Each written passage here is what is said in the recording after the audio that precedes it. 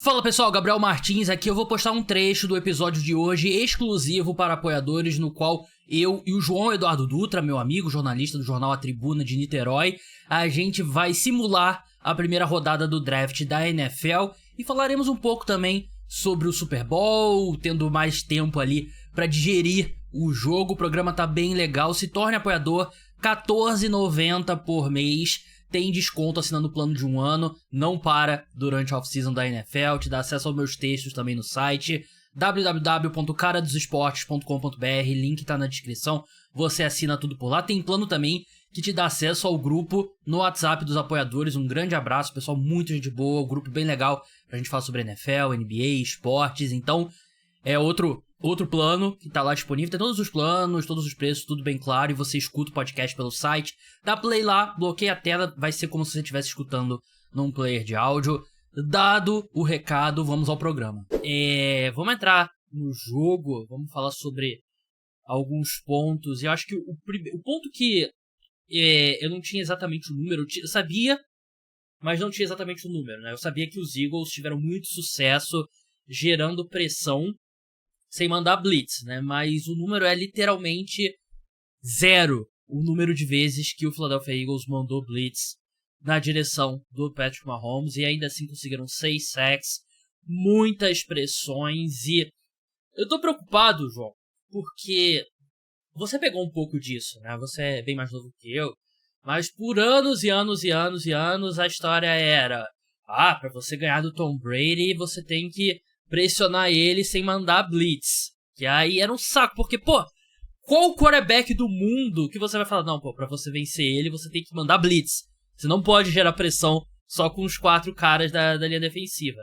E era um baita clichê, porque os Giants conseguiram gerar muita pressão nos 2 Super Bowls que eles venceram no England Patriots. Agora, daqui até o resto da carreira do Patrick Mahomes, vai ser a mesma história. Você tem que gerar pressão no Patrick Mahomes sem mandar blitz. Claro, sempre vai ser bom você conseguir gerar pressão com 4 jogadores ao invés de 5, 6, porque você vai ter 4 jogadores indo atrás do quarterback e 7, mais gente protegendo, né, o fundo do campo, protegendo por passe. Mas foi muito impressionante o que o Philadelphia Eagles conseguiu, porque parecia que todos os snaps era o Josh Sweat passando por cima do Joe Thuney, que coitado, né, ele foi um dos perdedores. Assim, eu não acho que ele foi um dos perdedores, porque todo mundo sabe que ele é um dos melhores guardas da NFL, que tava jogando fora de posição. Eu acho que a posição de guard é uma das maiores perdedoras na NFL no último mês, porque você tem o Joe Thuney, um top 5 guard da NFL, talvez, top 10. Ele foi colocado como tackle e não conseguiu ser um tackle mediano. Decente, mediano. E aí você tem do outro lado o Mekhi Becton, que foi muito mal como tackle quando ele foi draftado. Os Eagles colocam ele de guard. Eu tenho um porém. O Ele se Mekhi machucou. Becton nunca foi mal como técnico. Não, o Mekhi Becton nunca foi mal como técnico. O problema dele era lesão. Ele se machucou. Mas assim, não conseguiu se firmar como tackle na NFL e vira um guard ok, Sim. decente, né? Então eu acho que os guards na NFL não tiveram um bom mês. Tinha uma época, se eu não me engano, acho que o Justin Fields era quarterback de Ohio State. O Ohio State jogava com 4 tackles em campo. Literalmente, eles recrutavam só tackles. Assim, mano, os melhores vão jogar de tackle e os 2 mais novos vão ficar de guard até os caras saírem. Tipo, o Ohio State não recrutava guard nessa época. Sei lá, se o cara tá no high school e a falta de atleticismo dele o faz jogar como guarda, o cara não vai longe, né, na NFL, né? Sim, essa, inclusive, é uma das minhas maiores críticas ao fictício jogador de futebol americano, Tim Riggins. No ensino médio o cara tinha que ser fullback?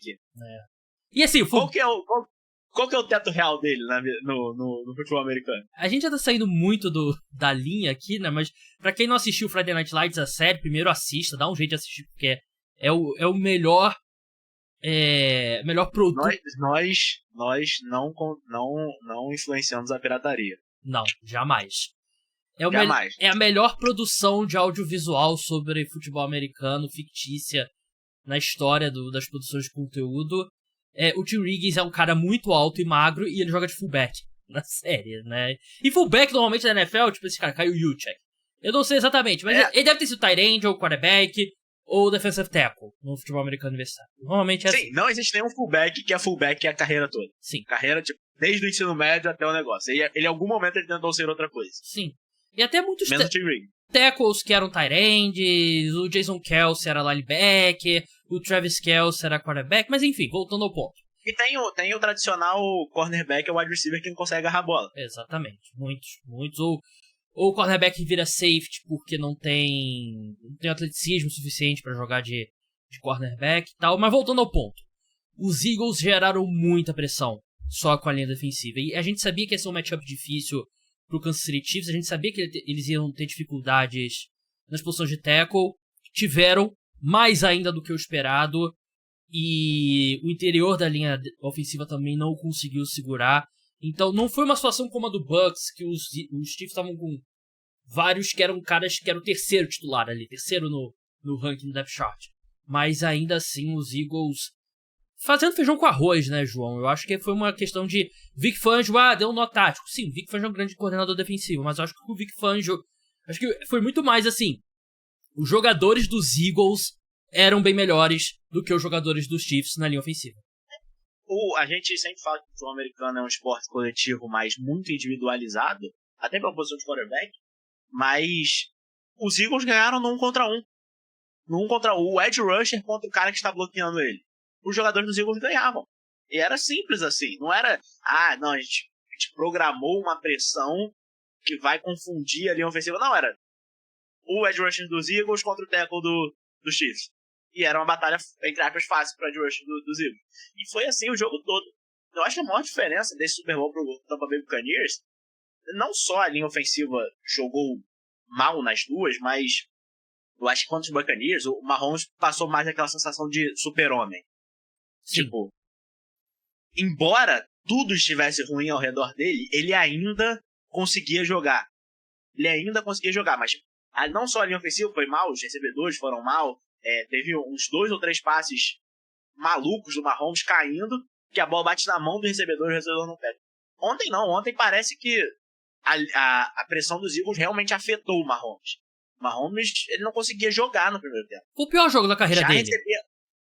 Já recebia a bola tentando fugir da pressão, e isso tem muito da mérito dos Eagles, fazer o Mahomes se sentir assim, mas é uma face nova da carreira do Mahomes, né? Pô, outros jogos ele vai ficar assim também, se ele tiver pressão, porque vai ter outros jogos que vão botar pressão nele.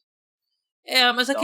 a questão é que eu acho que até um ponto subestimado do jogo de ontem, que eu acho que não tá sendo tão exaltado, é o jogo absurdo que a secundária dos Eagles fez também.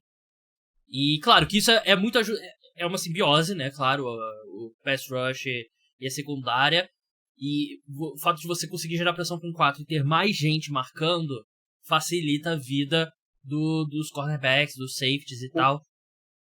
Posso resgatar um negócio? Claro, por favor. O Mahomes viu fantasmas ontem? Eu pensei nisso também. Não viu.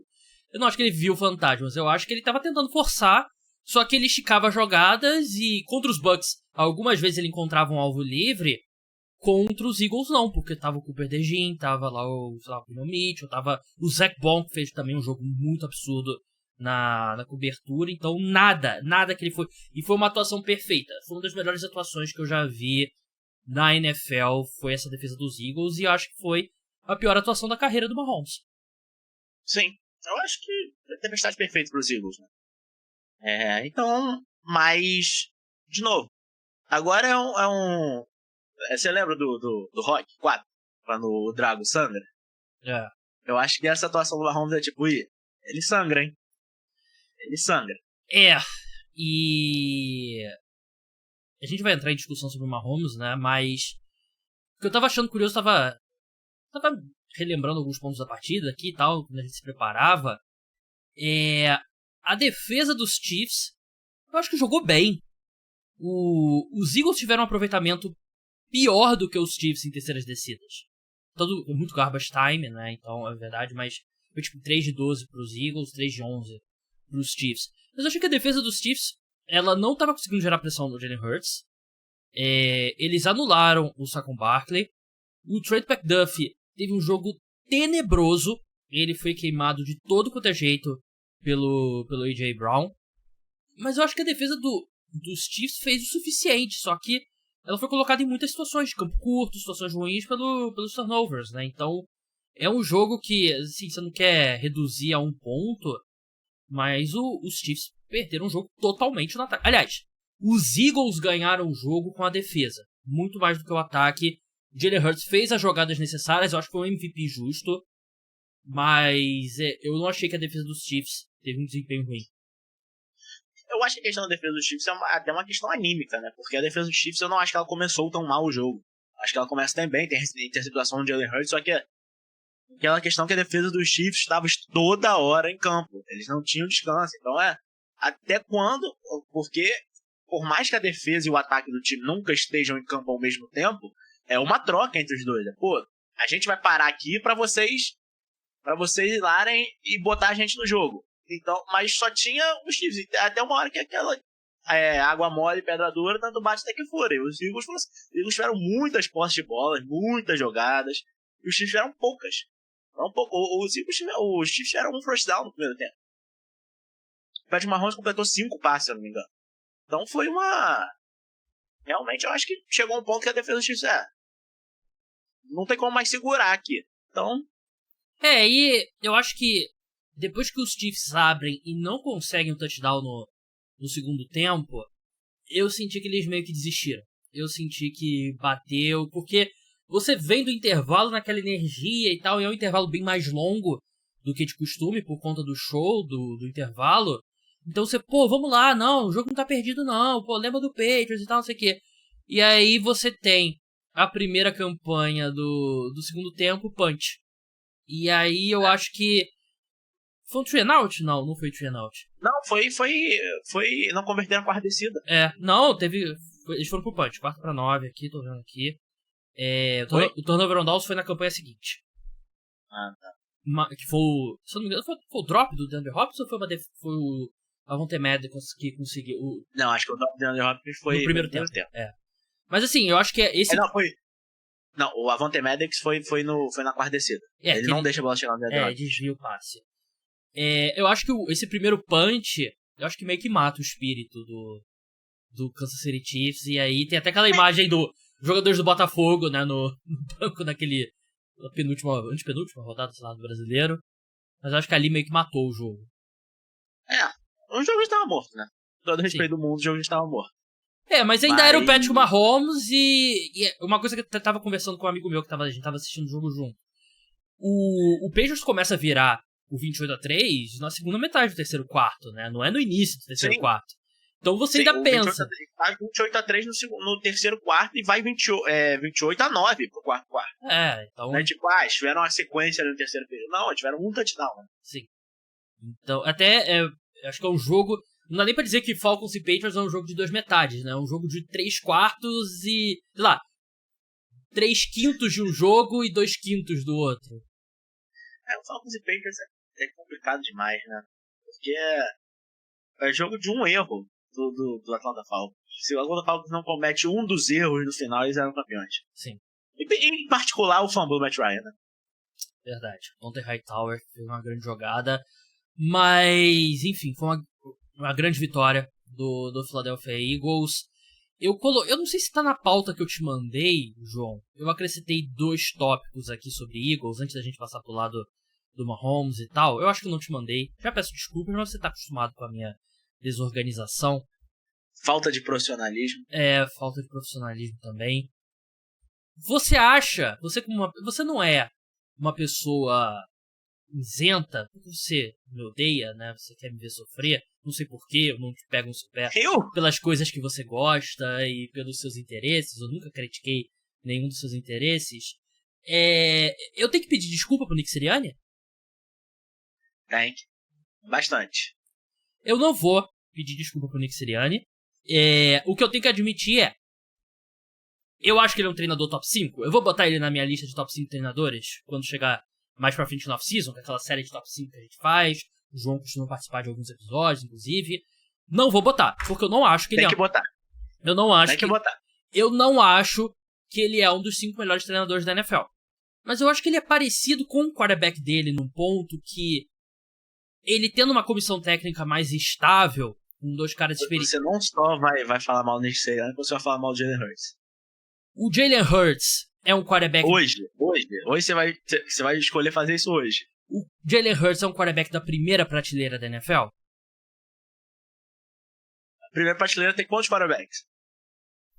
Das 2 primeiras prateleiras da NFL. Que é a primeira tem o Patrick Mahomes e a segunda tem o Josh Allen, Lamar Jackson e o Joe Burrow. Ele tá nesse nível? Eu acho que o Jalen Hurts tem o direito de se achar que sim.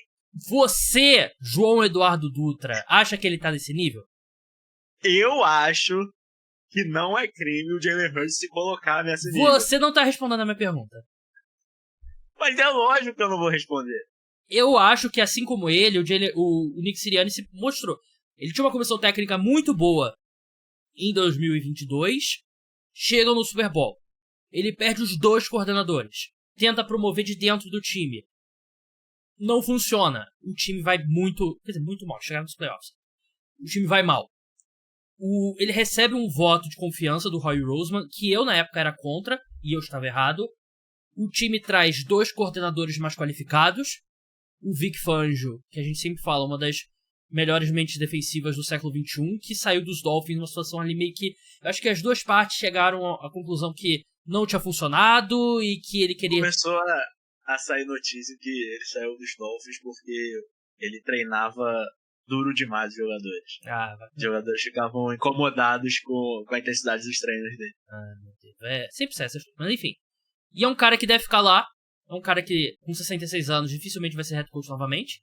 Eles vão perder o Kellen Moore, né? Que vai se tornar head coach do New Orleans Saints. Mas o Kellen Moore também é um cara mais experiente, apesar de ser jovem. É um cara que já foi coordenador ofensivo em 2 times e tal. Então aí, eu acho que nesse cenário, o Nick Sirianni mostrou que ele consegue manejar muito bem o time. E ele vai ter que, de novo, substituir um coordenador. Na última vez que ele fez isso, ele falhou. Agora ele vai ter que fazer de novo esse processo. Vamos ver se dessa vez ele acerta. Mas ele é um head coach melhor do que eu dava crédito a ele. Nisso eu estava errado.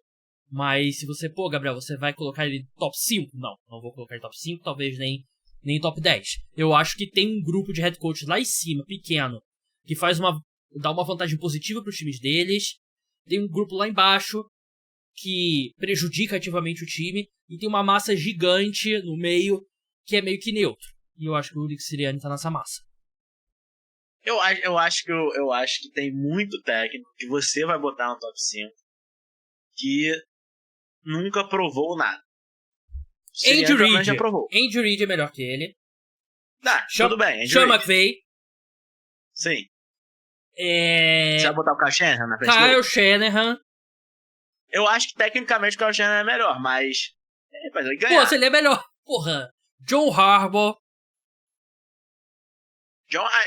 É o instante que eu botaria na frente. Chama McVay, John Harbaugh e Andy Reid.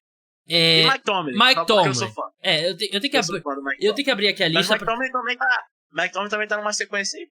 É bom começar a provar alguma coisa, hein, Mike Tomlin. Sean McDermott. Estamos em 4, né? Mim, nível. Estamos em 4. Pra mim, o Sean McDermott é o mesmo nível, só que sem a conquista que o Nick Sirianni tem. Mike McDaniel, pra mim, é melhor. Tá maluco, Mike McDaniel. Foi legal, pô, ele canta rap na sideline, ele é engraçado, tudo, mas, pô... Eu tenho uma difícil pra você, que vai testar a sua objetividade. Jim Harbaugh. Hoje, Sirianni. O Nick Sirianni é um treinador melhor do que o Jim Harbaugh. Hoje, sim. Hoje eu acho que é. Eu acho que... Pô, o futebol americano é momento. O momento pede Nick Sirianni. Ele é melhor que o Dan Campbell. O Dan Campbell é o único que eu vou me abster. Não pode se abster. Não tem opção de se abster. O Dan Campbell, ele vai passar pelo maior limiar da carreira dele. Sim, verdade. Ele perdeu os 2 coordenadores agora. E uma caralhada de assistentes. Os 2 coordenadores, finalista como melhor assistente, e os 2 coordenadores que comandavam suas áreas do time. Não é o Dan Campbell comanda a defesa e tem um cara que comanda o ataque. Não, o Aaron Glenn comandava a defesa e o Ben Johnson comandava o ataque. Então, qual será real o impacto do Dan Campbell? Eu acho que é grande, mas eu acho que... Então tá, justo, eu prefiro o Sirianni hoje. Porque o Sirianni já provou alguma coisa pra mim. O Dan Campbell, agora eu quero ver. Eu não sabia que você era tão resultadista assim. Eu sou. Aqui. Vencer e vencer. Que música que diz isso, meu amigo? O hino do maior time do mundo. Exatamente. Kevin O'Connell. Pra mim é fácil. Kevin O'Connell. Tem mais algum aqui que me chama a atenção? Não, acho que a gente passou por tudo. Mas assim, ele tá ali na... Sirianni ou Brian Daboll? Aí.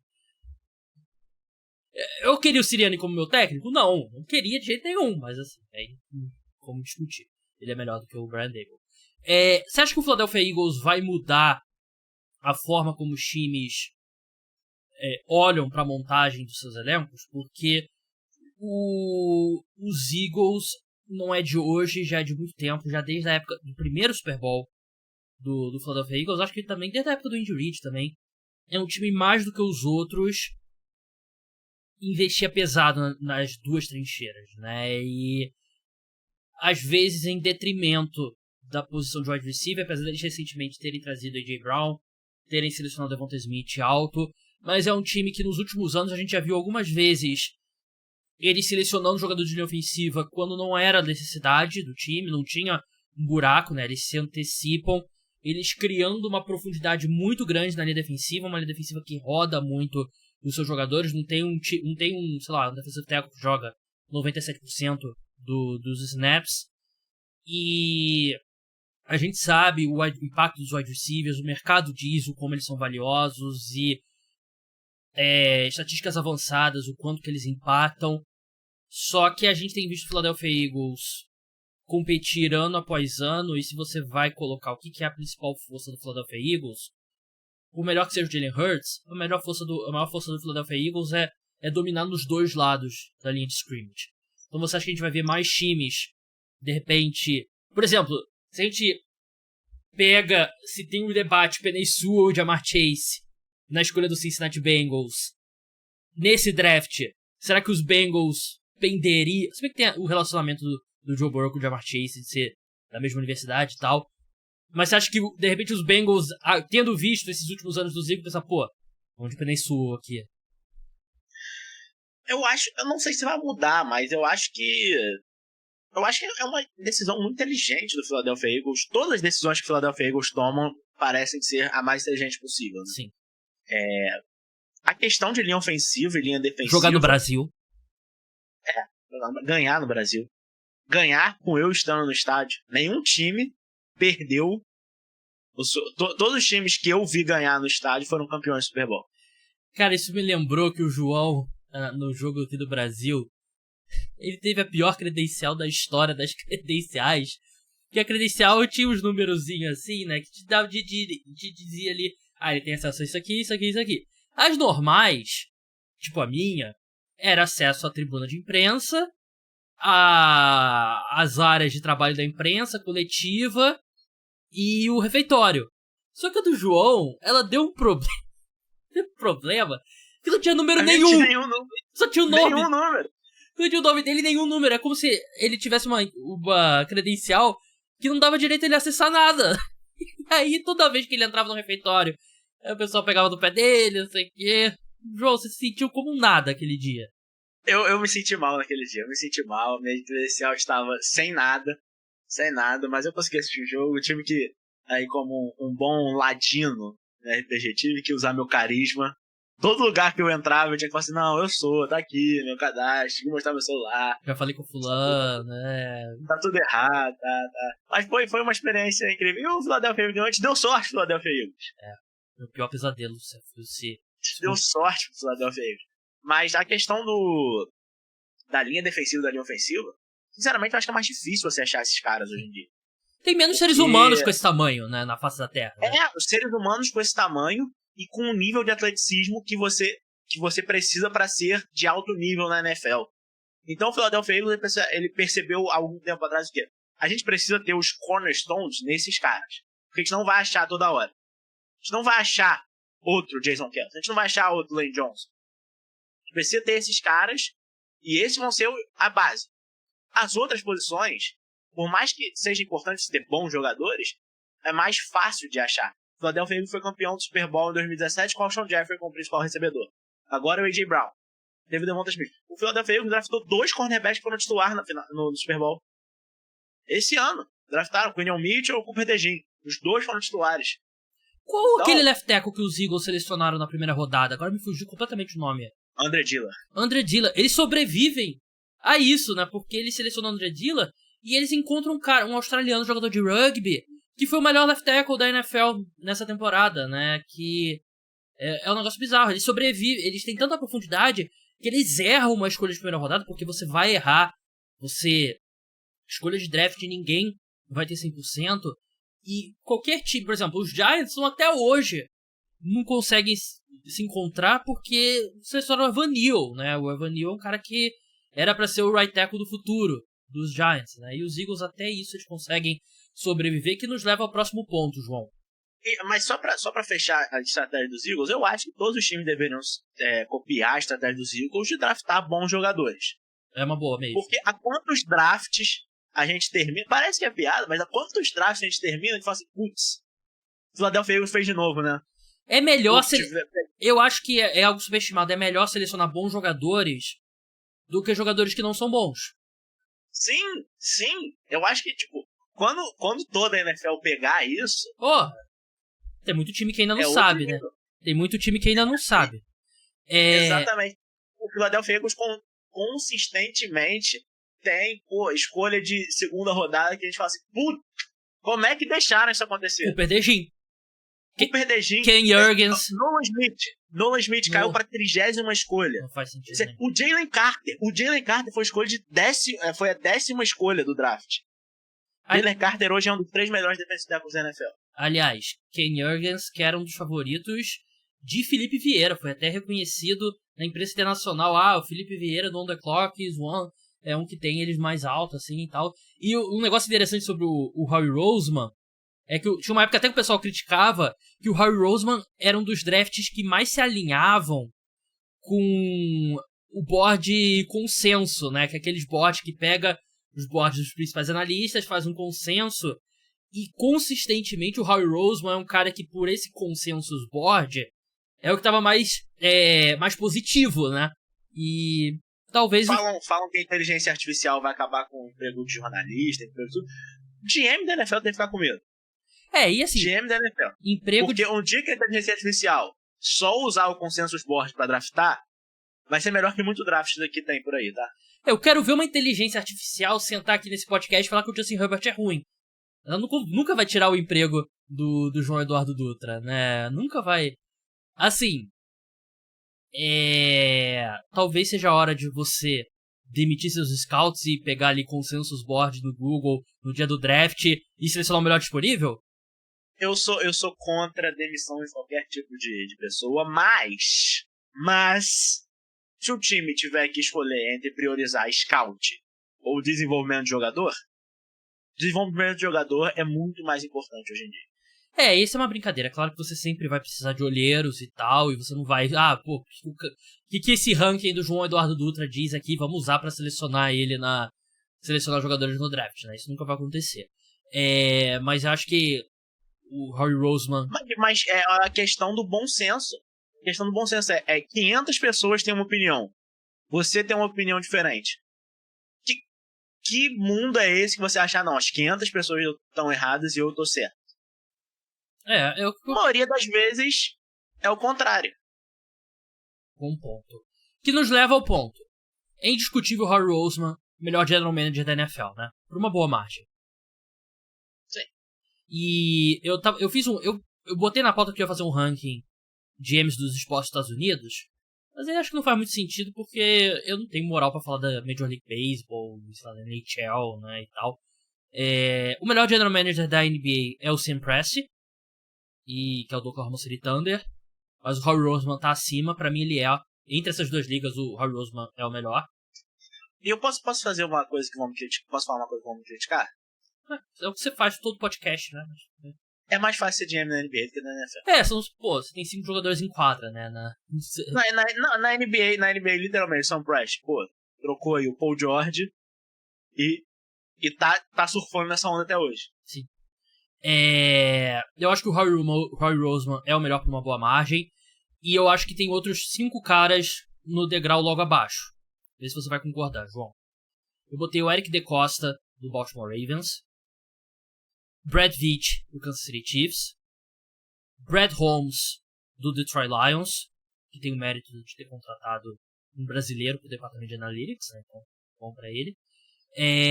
Kwesi Adofo-Mensah, do Minnesota Vikings. E Les Snead, do Los Angeles Rams. Pra mim é até difícil comparar todos com o Howie Roseman, porque o Howie Roseman, claramente, pra mim, ele é melhor em tudo que todos. Sim.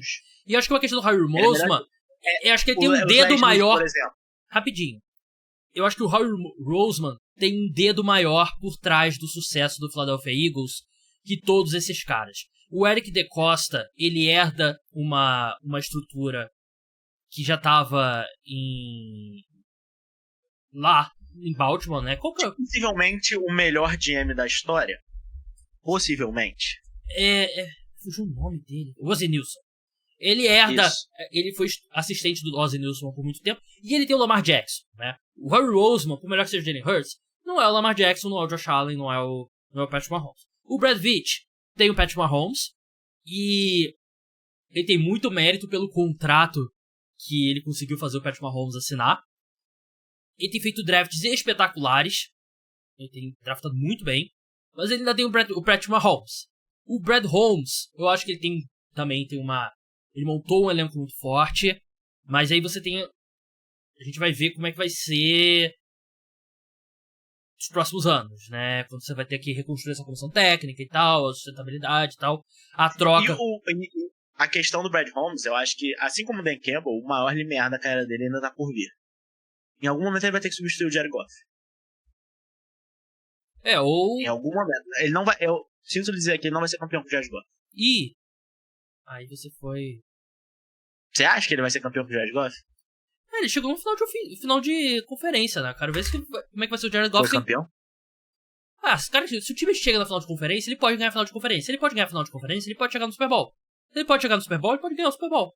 Só que ele vai ter que fazer isso sem o Ben Johnson. Sim.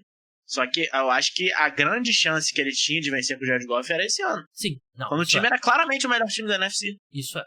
E o Les Snead tem o Sean McVay. E o Les Snead, o que eu ia falar do Les Snead, ele claramente ele é o mais ativo dos GMs. Ele não tem cerimônia pra ir atrás de jogador em troca, de trocar todas as coisas na primeira rodada. Então é um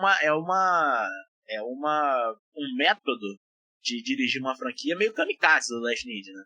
Sim, mas ainda assim, você atribui mais o sucesso dos Rams ao Sean McVay do que ao Les Snead. E o Kwesi Adofo-Mensah, eu acho que é um cara que tem... Se eu tivesse que apostar quem desses caras aqui vai ser o próximo Howie Roseman, eu acho que seria o Kwesi. Porque... Tudo bem, o Kevin O'Connell, parece que eles acertaram em cheio com o treinador. Parece que é um cara ali de elite mesmo. Mas é um time que foi muito competitivo com o Kirk Cousins, foi muito competitivo com o Sam Darnold, vai agora pro J.J. McCarthy, tem um excelente elenco que melhora a cada ano, e é um cara que toma decisões analíticas é uma boa forma de colocar. Então eu acho que desses caras eu acho que eu apostaria no Kwesi para ser o próximo Howie Roseman. Daqui em diante, exclusivo para apoiadores, se torne apoiador, R$14,90 por mês, tem desconto assinando o plano de 1 ano, pagando por Pix, tá tudo no link na descrição. Um grande abraço, tchau.